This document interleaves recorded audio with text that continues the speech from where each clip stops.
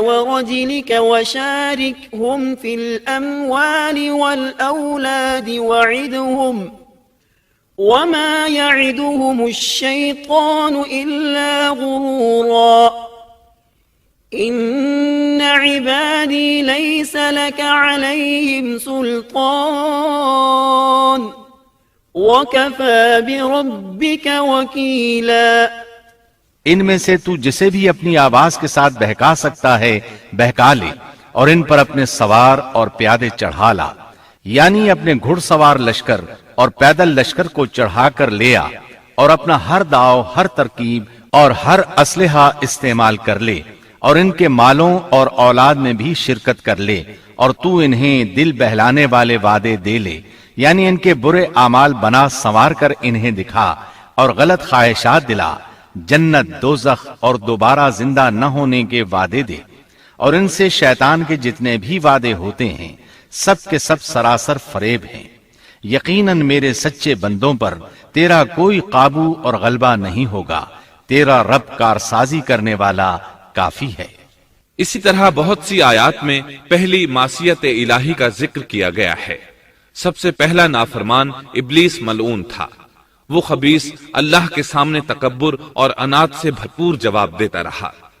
اسی وجہ سے اللہ نے اسے کافر کا لقب دیا۔ کافر اسے کہتے ہیں جو نعمت کا انکار کرے۔ اللہ نے اس پر اتنا فضل و کرم اور انعام و احسان کیا کہ بلند ترین مرتبے تک پہنچا دیا، لیکن اس نے اللہ کی اس نعمت کی قدر نہ کی، پرواہ نہ کی اور کفر کا راستہ اختیار کیا۔ اللہ تعالیٰ فرماتے ہیں، اذ قال ربك للملائكة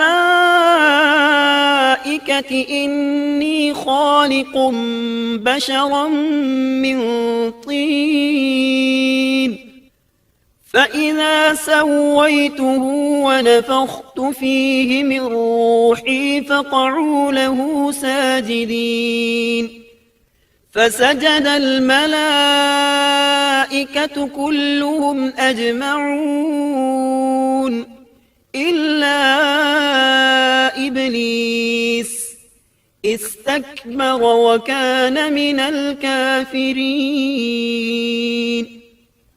جبکہ آپ کے رب نے فرشتوں سے فرمایا کہ میں مٹی سے ایک انسان کو پیدا کرنے والا ہوں، سو جب میں اسے ٹھیک ٹھاک کر لوں اور اس میں اپنی روح پھونک دوں تو تم سب اس کے سامنے سجدے میں گر پڑنا۔ چنانچہ تمام فرشتوں نے سجدہ کیا مگر ابلیس نے نہ کیا اور اس نے تکبر کیا، وہ کافروں میں سے تھا۔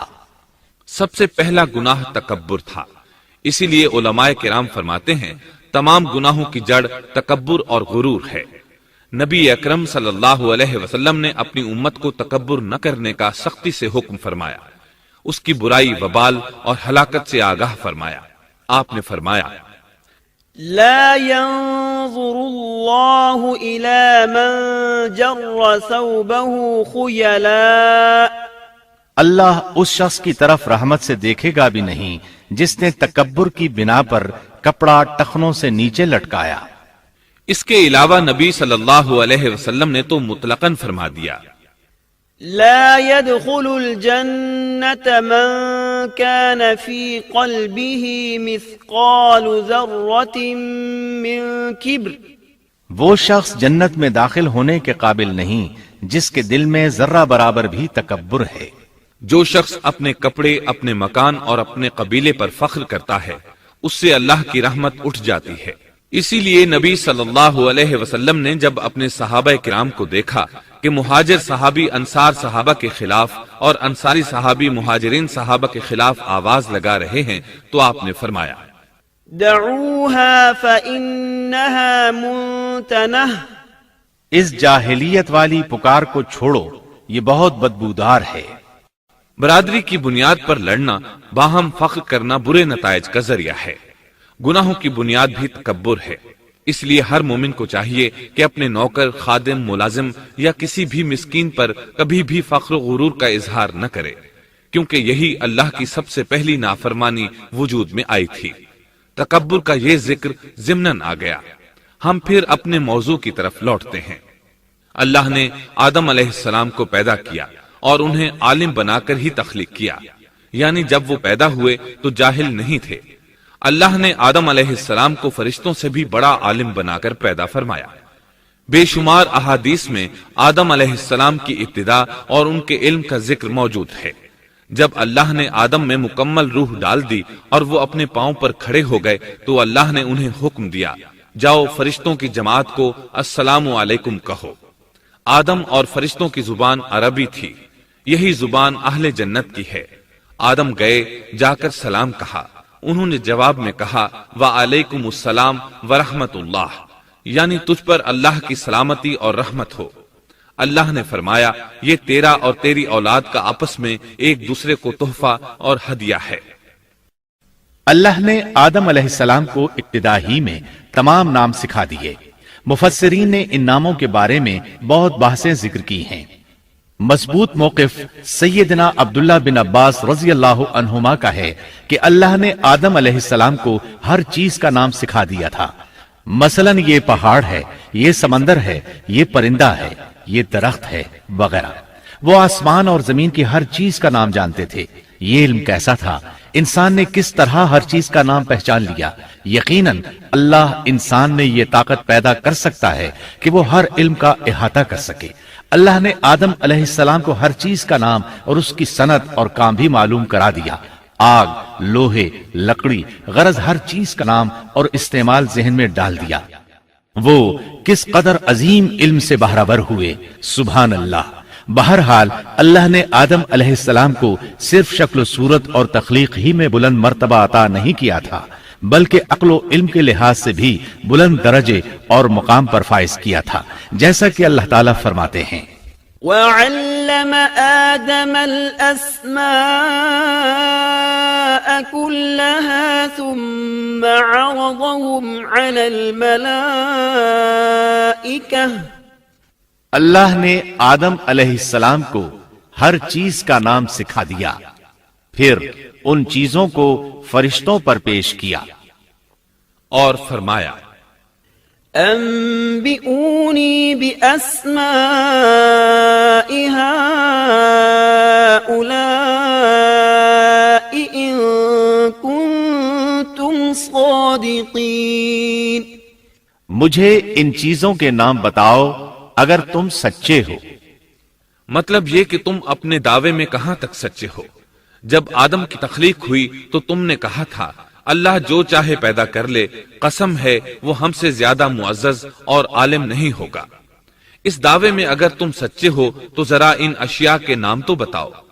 اللہ تعالیٰ نے آدم علیہ السلام کا زیادہ معزز ہونا، مکرم ہونا اور علم و معرفت والا ہونا واضح کرنے کے لیے فرشتوں کو حکم دیا کہ آدم علیہ السلام کو سجدہ کریں۔ یہ سجدہ تعظیمی تھا، عبادت والا سجدہ نہیں تھا۔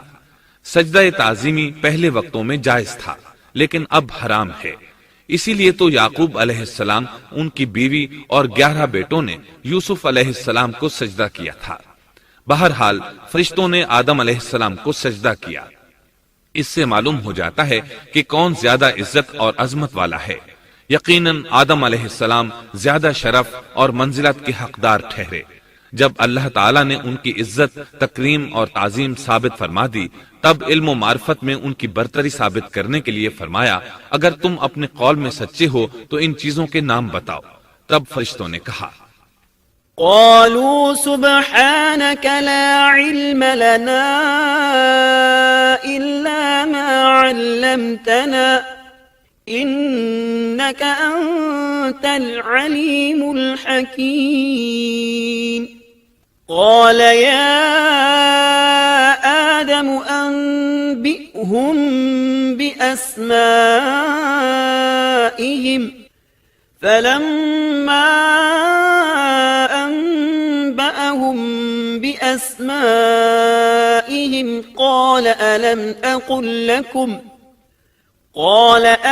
أقل لكم إني أعلم غيب السماوات والأرض وأعلم ما تبدون وما كنتم تكتمون۔ فرشتے کہنے لگے اے اللہ تو پاک ہے، ہمیں تو صرف اتنا ہی علم ہے جتنا تو نے ہمیں سکھا رکھا ہے، مکمل حکمت و علم والا تو ہی ہے۔ اللہ تعالیٰ نے آدم علیہ السلام سے فرمایا، اے آدم، تم ان فرشتوں کو ان چیزوں کے نام بتاؤ۔ آدم ہر چیز کا نام بتانے لگے، کسی جگہ بھی انہوں نے غلطی نہیں کی۔ جب انہوں نے فرشتوں کو تمام چیزوں کے نام بتا دیے تو اللہ تعالیٰ نے فرشتوں کو مخاطب کر کے کہا، کیا میں نے تمہیں پہلے ہی نہیں کہہ دیا تھا کہ زمین اور آسمان کا غیب میں ہی جانتا ہوں، اور میرے علم میں ہے جو تم ظاہر کر رہے ہو اور جو چھپا رہے ہو۔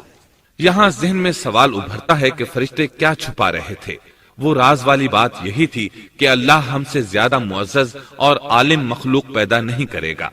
واضح رہے، ہم آپ کو صرف واقعات ہی نہیں سنا رہے، صرف سیرت اور تاریخ ہی بیان نہیں کر رہے، بلکہ قرآن بھی پڑھ پڑھ کر سنا رہے ہیں۔ اور قرآن کو اس وقت تک سمجھنا محال ہے جب تک کہ ان واقعات کی تفصیل موجود نہ ہو۔ خیر، اس کے بعد اللہ تعالیٰ نے اما حوا کو پیدا فرمایا۔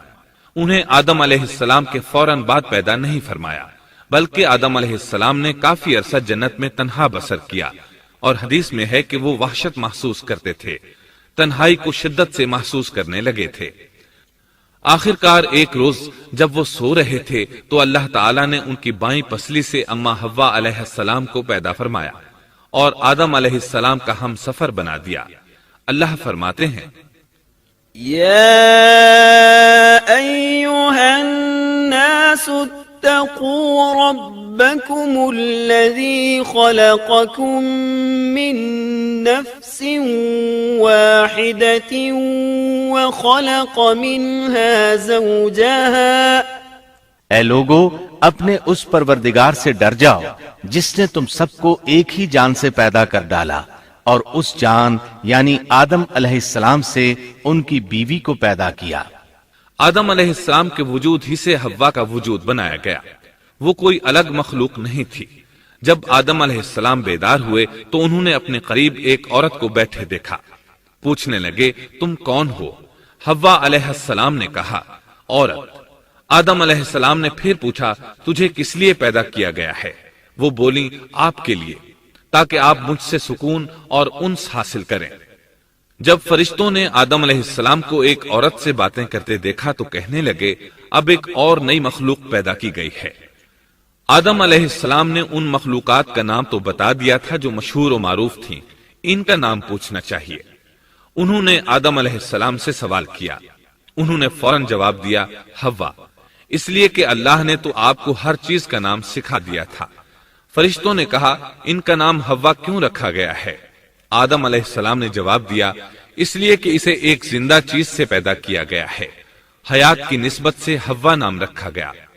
مسلم شریف میں ہے، سیدنا ابو ہریرہ رضی اللہ عنہ روایت کرتے ہیں کہ رسول اللہ صلی اللہ علیہ وسلم نے فرمایا، من كان يؤمن بالله واليوم الآخر فإذا شهد أمرا فليتكلم بخير أو ليسكت واستوصوا بالنساء خيرا فإن المرأة خلقت من ضلع وإن أعوج شيء في الضلع أعلاه إن ذهبت تقيمه كسرته وإن تركته لم يزل أعوج استوصوا بالنساء خيرا۔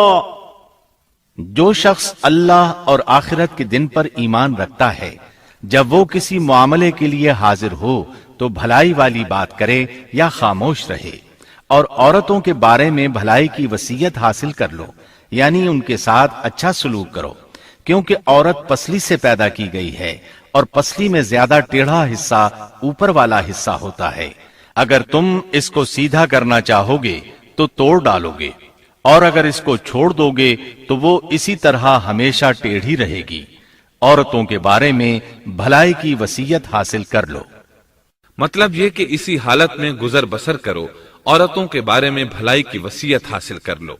اس حدیث کا مطلب یہ ہے کہ عورتوں پر جبر کر کے زبردستی ان کی طبیعت کو بدلا نہیں جا سکتا، اور عورت ذات کو نہایت نرمی اور پیار سے رکھو۔ ان کی طبیعتوں میں ٹیڑھا پن ہے، وہ کبھی جذبات سے مغلوب ہو جاتی ہے اور عقل کھو بیٹھتی ہے۔ اگر کوئی اسے سیدھا کرنا چاہے تو اس سے لا تعلقی، دوری اور طلاق کی نوبت آ جائے گی۔ اگر اسے چھوڑ دو گے تو ٹیڑھا پن برقرار رہے گا۔ مرد کو بہت حوصلے سے اس صورتحال کو سنبھالنا چاہیے۔ احادیث میں سیدنا ابراہیم علیہ السلام کی زوجہ سیدہ سارہ علیہ السلام کا قصہ موجود ہے۔ وہ حوا علیہ السلام کے بعد کائنات کی سب سے زیادہ خوبصورت عورت تھی۔ احادیث سے یہ اشارہ ملتا ہے کہ حوا علیہ السلام ابتدائے انسانیت سے لے کر قیامت تک پیدا ہونے والی تمام عورتوں میں خوبصورت تھیں۔